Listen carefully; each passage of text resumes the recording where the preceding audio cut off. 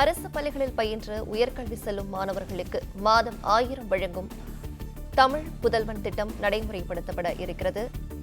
விவரங்களை வழங்குகிறார் நம்முடைய செய்தியாளர் ராஜகுமரன். வணக்கம். இது பற்றிய விவரங்கள். 6 முதல் 12ஆம் வகுப்பு வரை அரசு பள்ளிகளில் பயின்று அதன் பிறகு உயர்கல்வியில் சேரக்கூடிய மாணவிகளுக்காக புதுமை பெண் திட்டம் செயல்படுத்தப்பட்டது.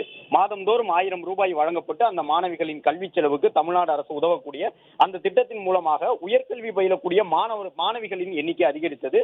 அதன் தொடர்ச்சியாக தற்பொழுது 6 முதல் 12ஆம் வகுப்பு வரை தமிழ் வழியில் பயின்று அரசு பள்ளிகளில் பயின்ற மாணவர்களுக்கு உயர்கல்வியில் சேரும் பொழுது மாதந்தோறும் 1000 ரூபாய் மாணவர்களுக்கும் வழங்கக்கூடிய தமிழ் புதல்வன் திட்டம் செயல்பாட்டுக்கு வரும் என்று அரசு அறிவித்திருந்தது. அதன்படி தற்போது அந்த திட்டத்திற்கும் நிதி ஒதுக்கப்பட்டிருக்கின்றது.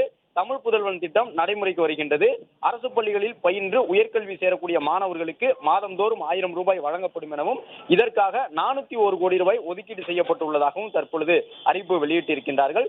ஆகஸ்ட் மாதம் முதல் இந்த திட்டம் நடைமுறைப்படுத்தப்படும் எனவும் தமிழ் புதல்வன் திட்டத்தின் மூலமாக 3,28,000 மாணவர்கள் பயன்பெறுவார்கள் என்ற தகவலையும் தமிழக அரசு வெளியிட்டிருக்கின்றது.